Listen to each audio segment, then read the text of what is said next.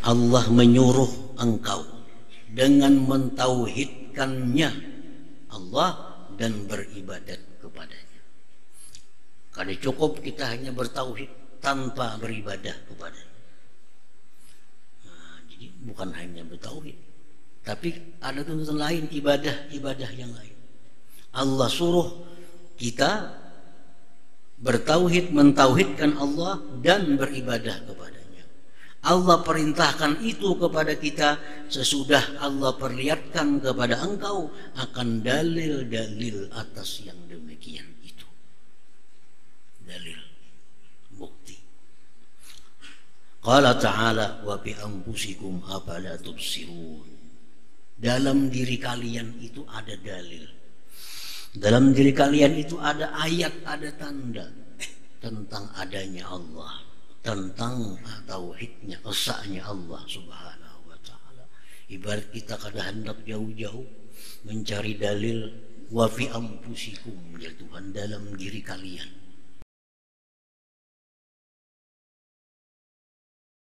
Jadi kita sudah diperlihatkan oleh Allah dalil-dalil yang menunjukkan bahwa Allah itu ada dan Allah itu esa, tidak ada sekutu baginya.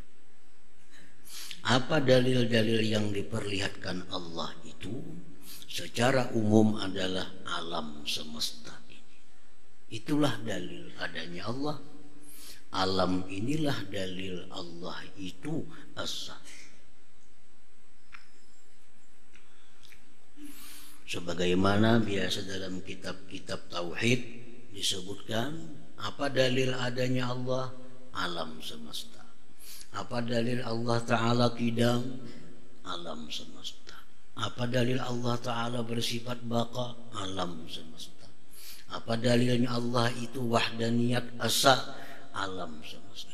Semuaan isi alam ini menunjukkan kepada penciptanya, yaitu Allah Subhanahu wa Ta'ala.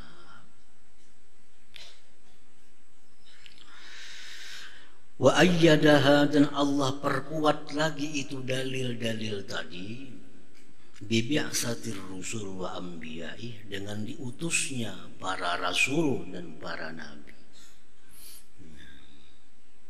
Jadi manusia-manusia yang kada bisa membaca adanya alam ini sebagai dalil yang menunjukkan keesaan Allah, lalu didatangkan lagi para rasul yang menjelaskan secara rinci. Karena kada sebagian manusia bisa membaca alam ini. Kada semua manusia mengerti bahwa alam ini dalil adanya Allah. Lalu diturunkan Allah rasul-rasul yang mengajarkan kepada kita bahwa ini dalil adanya Allah. Ini dalil Allah Ta'ala itu asa, ini dalil Allah Ta'ala itu seterusnya, sifat-sifat yang lainnya.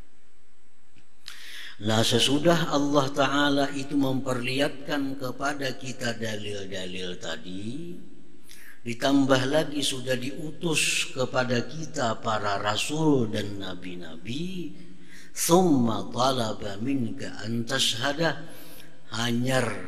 Nah, kemudian Allah menuntut kita bahwa Allah menuntut daripada engkau bahwa engkau menyaksikan adanya Allah dan asanya Allah itu.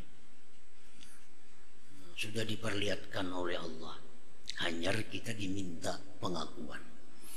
Hanyar kita diminta penyaksian.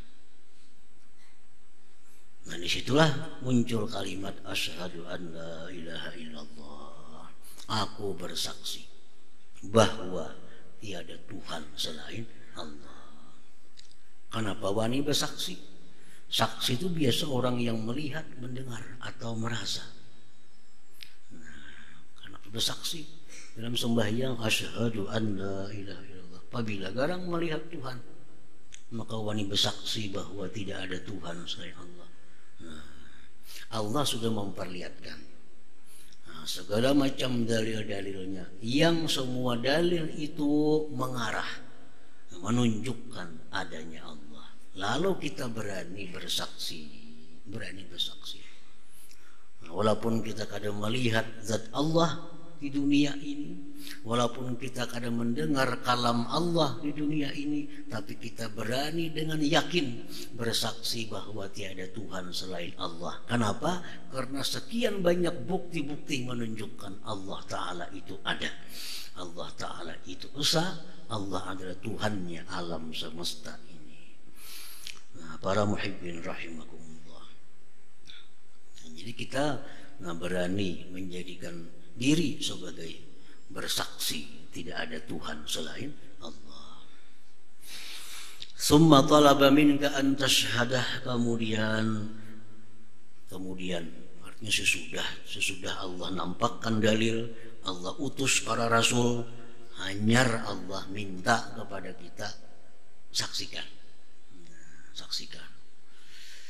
bahwa tiada Tuhan selain aku, ya Tuhan.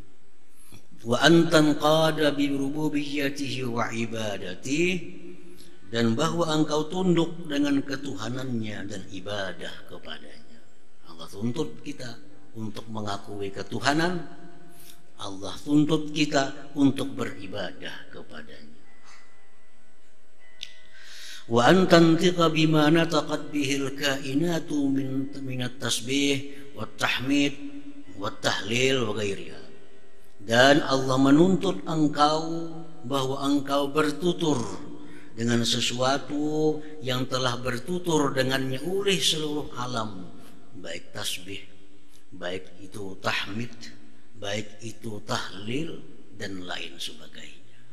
Jadi 3 tuntutan Allah.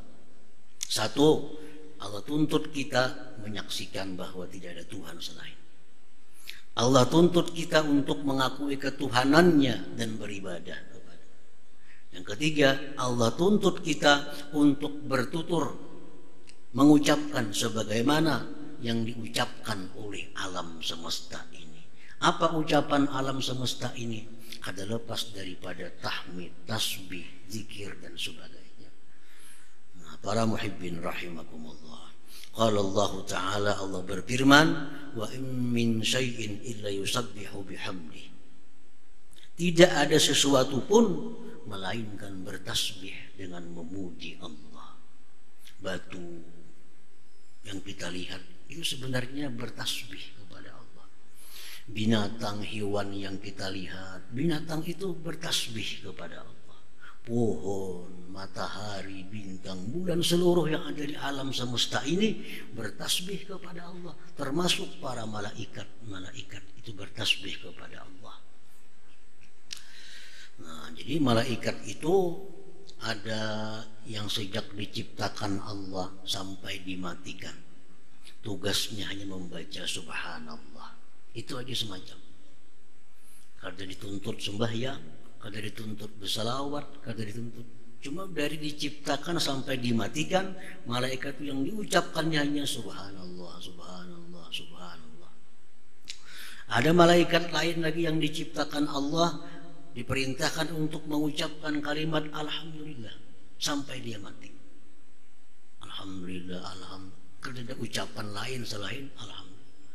Ada malaikat lain lagi yang ditugasi oleh Allah untuk selalu berzikir dengan la ilaha illallah sampai mati, itu aja zikirnya, kada berpindah-pindah, kada berganti-ganti.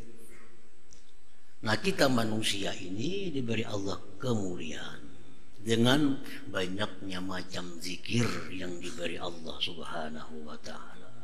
Kita disuruh membaca subhanallah, suruh membaca alhamdulillah, suruh membaca la ilaha illallah, disuruh membaca Allahu akbar, disuruh bersalawat kepada Nabi sallallahu alaihi wasallam.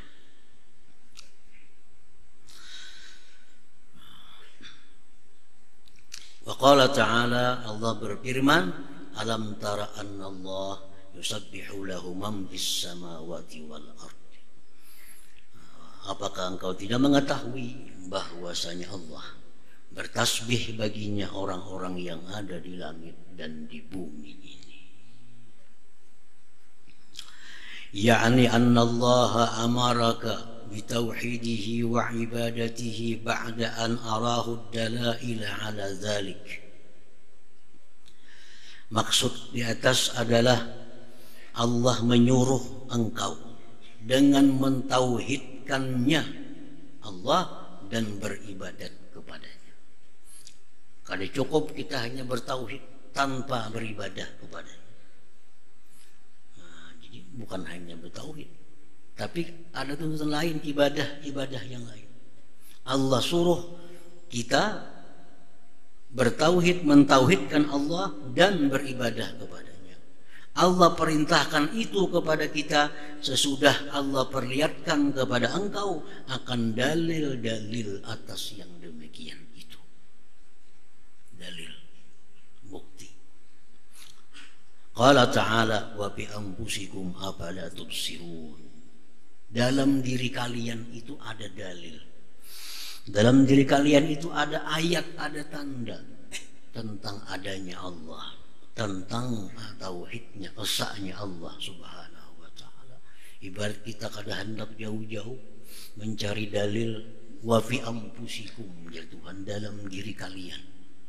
Apala tubsirun, apakah kalian tidak melihat? Nah, dan semuaan dari rambut sampai ujung kaki itu dalil adanya Allah.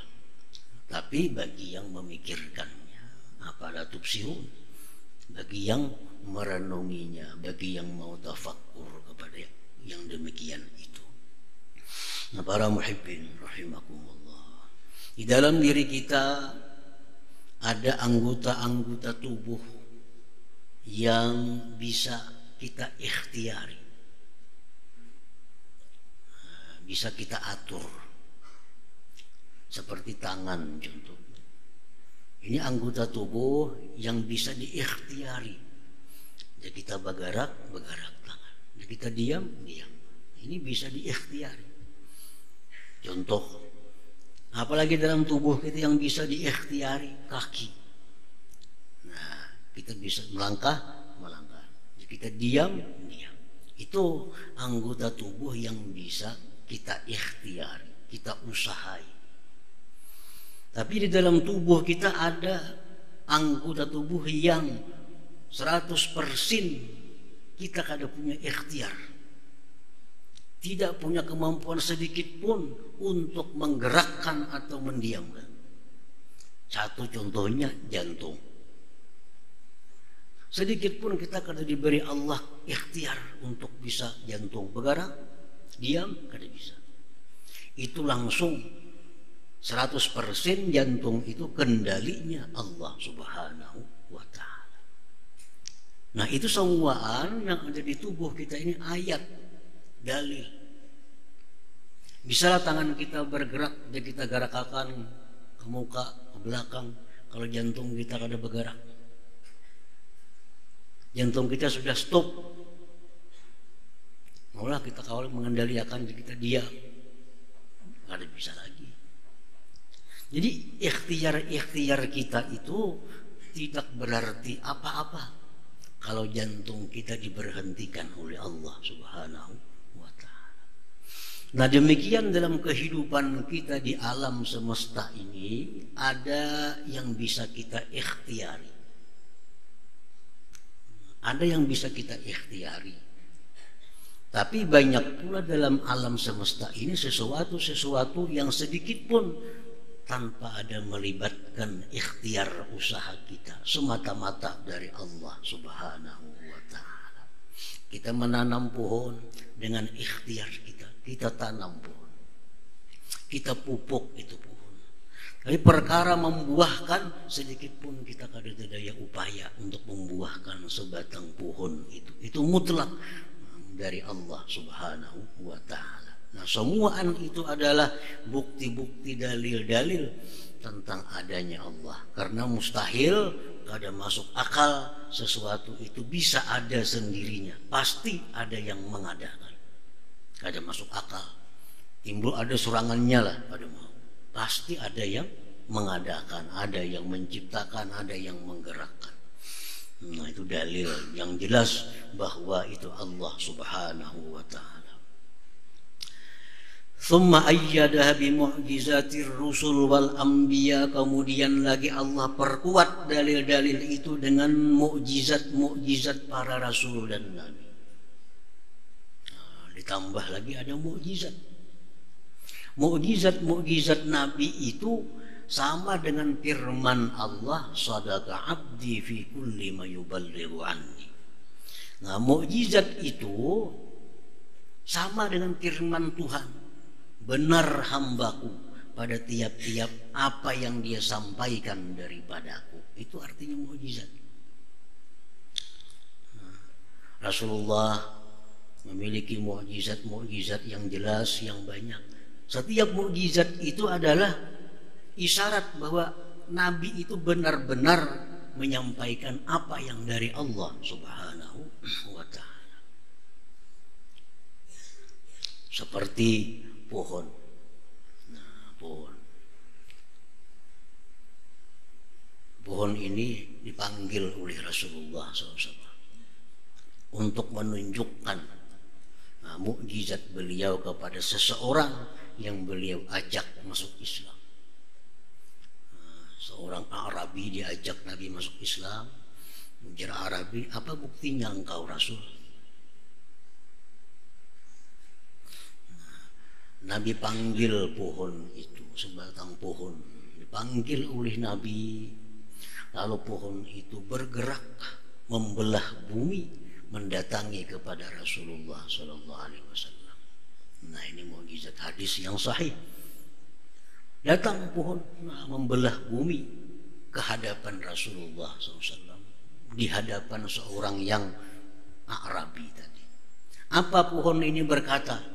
Pohon berkata, asyhadu an la ilaha illallah wahdahu la syarikalah wa asyhadu annaka rasulullah.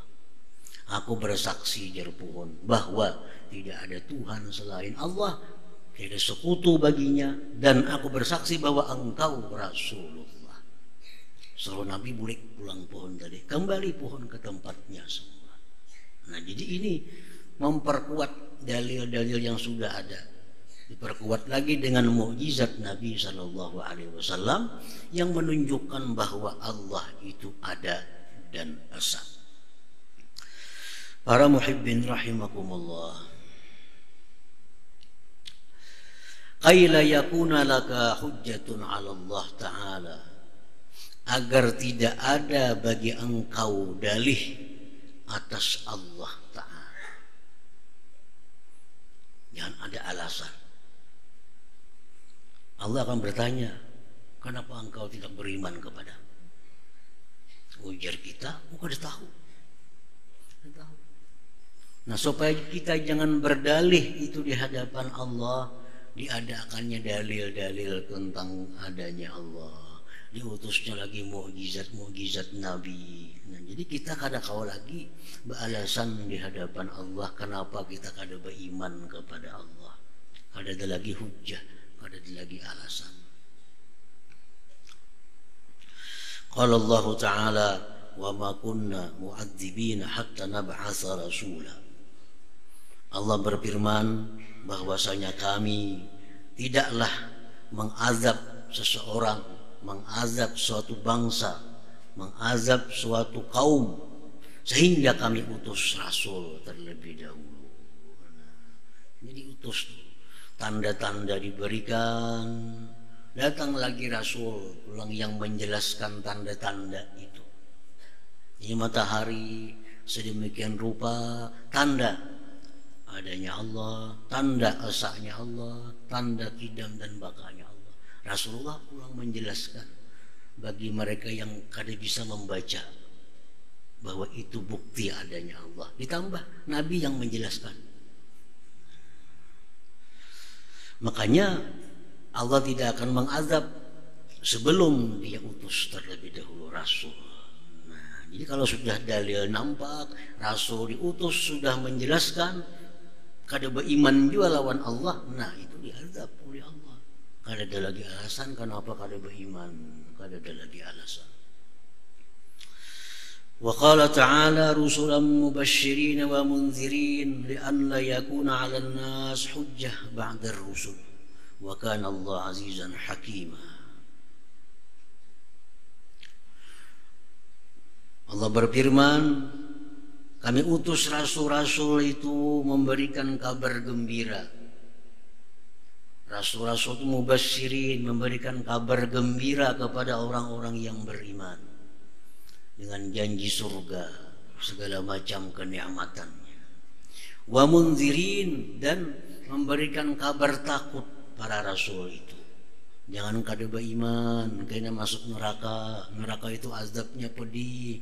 Jangan kada beribadah, kena matinya ke neraka.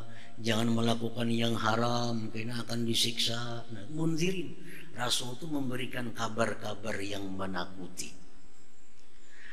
Li'an la yakuna 'alan nas hujjah, agar tidak ada atas manusia itu alasan ba'dar rusul, sesudah adanya rasul. Kita katakan lagi balasan. Kenapa dia melakukan yang haram? Kada tahu, kada ada alasan. Kenapa engkau melakukan maksiat? Ulun kada tahu, kada ada alasan. Kada ada alasan.